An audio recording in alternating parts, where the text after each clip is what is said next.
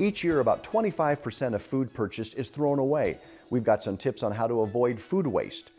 A new program provides an opportunity for environmental job training in Pierce County, and the 7th Annual Diversity Film Festival looks at celebrating cultural and individual differences. All that and more on this edition of Tacoma Report.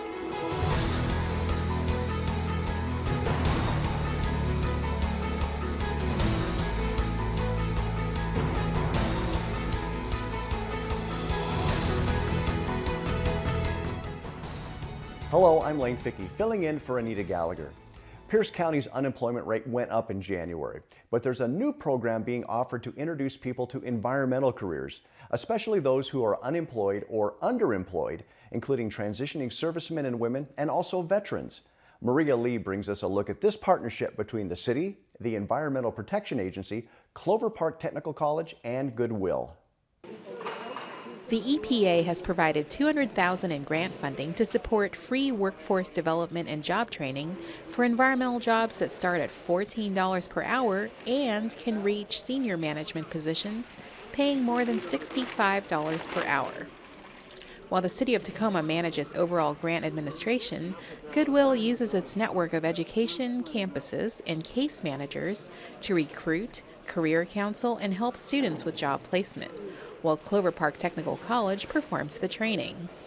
Ricardo Loza, a former student who is now an employer, is one of the program's success stories. It's exciting and it's a privilege to have been part of this program and to be an employer now and hire these students. As an employer myself, I find that it's critical to have employees who are ready to go in terms of certifications. It eliminates the need of downtime. So for example, if you hire somebody, usually you have to take the time to train them, whether it's several weeks or several days.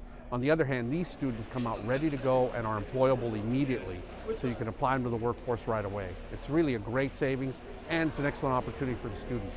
The City of Tacoma's Local Employment and Apprenticeship, or LEAP office, has successfully managed 7 EPA environmental and workforce development and job training grants since 2000. For Tacoma Report, this is Maria Lee. The next training session will run from April 21st through June 16th at Clover Park Technical College.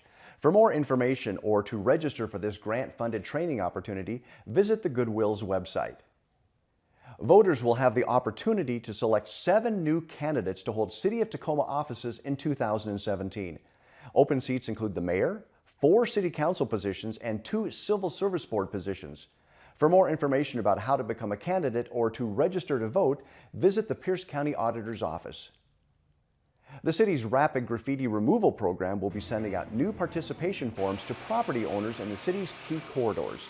The program, which began as a pilot in 2013, provides property owners in high visibility areas with up to 2 free graffiti removals each calendar year. So we're very excited to offer the Rapid Graffiti Removal Program again this year. It's a program that allows property owners on key corridors in the city, kind of big streets, the opportunity to have their graffiti removed up to 3 times at no cost to them.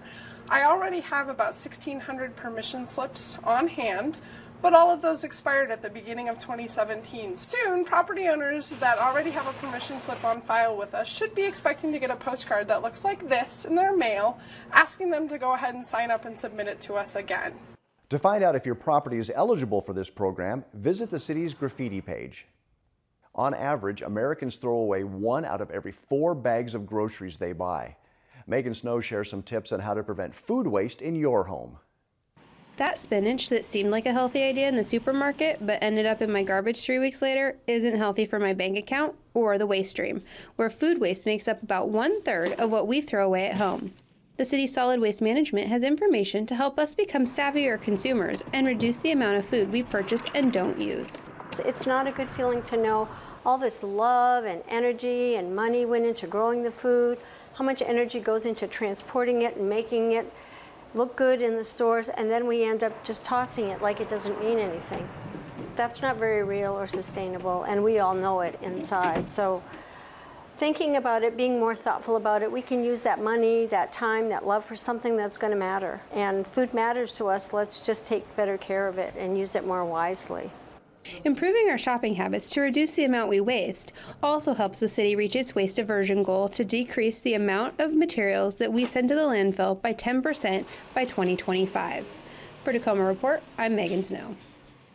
To learn more about the city's Preventing Food Waste program, go online. Coming up next, I'll be joined by Gary Grindley, who will give us some background on the upcoming Junior Daffodil Parade. Stay tuned. The Daffodil Festival is just around the corner, and that means the ever-popular Junior Daffodil Parade will be taking place in the Proctor District. Here to tell us more about this long-standing family event is Gary Grindley. Thanks for joining us today, Gary. First of all, let's get some of this specifics out of the way. The time, place, and location for this year's parade. It's going to be in the Proctor District again this year. This will be the 26th year that we've hosted it for the Proctor District. It's going to occur on April 22nd. The parade officially starts around 10 o'clock, but the streets will be getting closed around 8 to 12 for setup and takedown of the parade. We're anticipating another great turnout this year. We fortunately have, we have some pre-parade entertainment this year. We're going to have some Hawaiian dancers from the Asian Pacific Cultural Center. Because our theme was Daffodil Paradise, it worked out great to have them come before, and they are also going to be our parade ground marshals for the parade this year.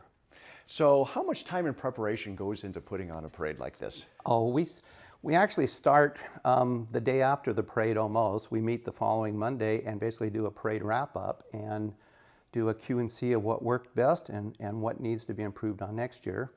We take the summer off and start back up in September, and we start meeting right up until the day of the parade, basically working on any way that we can do to improve the parade or how better we can reach out to the community. Now the parade is in the Proctor District, but it hasn't always been there, right?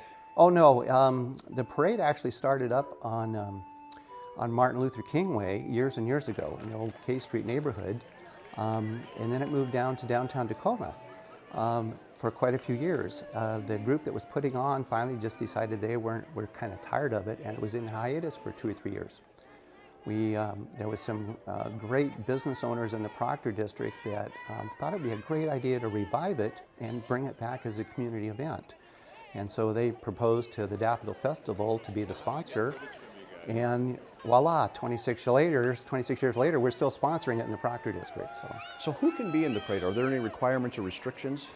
Really, it's kid focused. That's what we want to, as a community, we want to have kids to be able to kind of turn off the digital side of their life and work with parents and teachers and counselors and child care providers and use their hearts and their hands to either build floats or work on drill team routines or kazoo bands or whatever they want to do to be a participation in the parade. And that's what's so unique about this parade. It's really up close and a personal parade. So the parade is just around the corner, but can you still register to be in the parade? Oh, for sure. Fortunately, I'm doing this little bit a little earlier in the season. Parade registration is open till April 3rd. You can go to jrdaffodil.com. We have our own website. It has a registration form on there. And of course, with everything, there is a fee to participate in the parade. And we've set up an account with brown paper tickets, so you can pay right online and fill out the registration forms and submit it, and we receive it that day. So right up to April 3rd, you can register. Who's on the parade committee? I'm assuming it's volunteers, and are you looking for more help when it puts this parade together? We are always looking for volunteers. Like I said, I've been doing this now for 25 years. I would really love to get some new blood in. We actually have some new people join the committee this year, and it's nice to have that new input. We're always looking for volunteers the day of the parade. We have to have, people help set up and take down for the parade. We need to have section leaders. So we have a number that'll probably appear on your screen for contact information.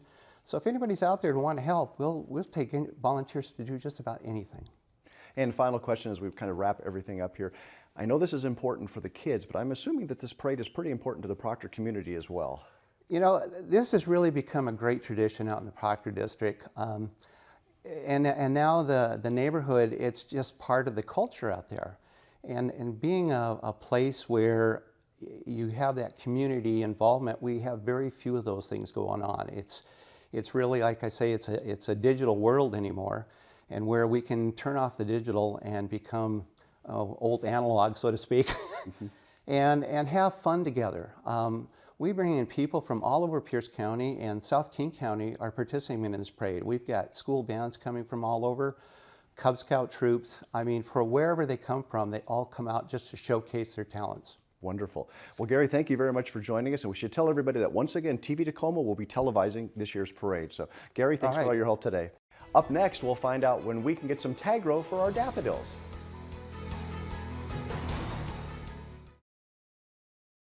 Another great benefit that comes with spring, well, it means tag row hours have been extended to Monday through Friday from 8 a.m. until 5 p.m.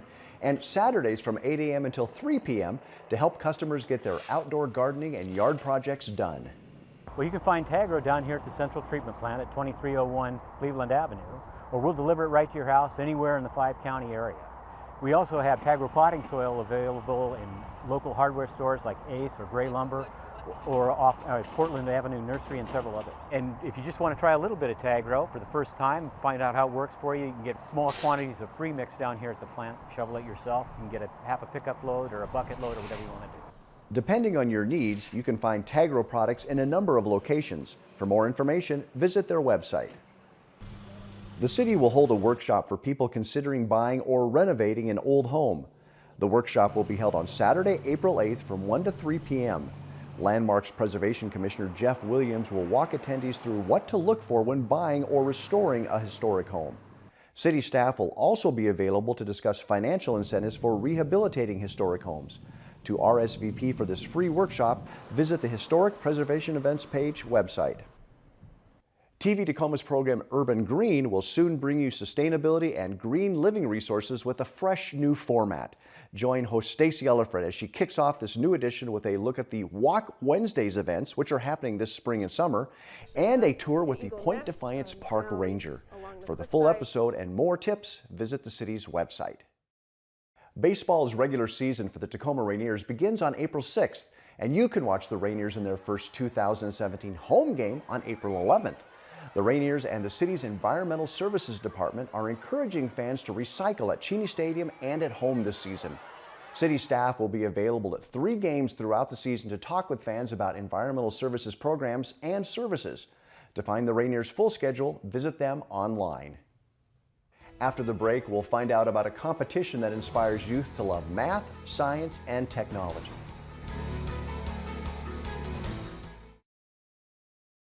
Competition was anything but robotic at this year's Washington First Robotics Competitions. Last month, student teams from high schools across the region showed off their science, technology, and engineering passion. The students aged 14 to 18 assembled and programmed robots to navigate obstacles and perform a variety of tasks. Volunteers from Tacoma Power provided technical support and answered questions about how these student engineers could eventually turn their interest in robotics into a career in the energy field. First Robotics is a national organization that inspires young people to take an interest in math, science, and technology.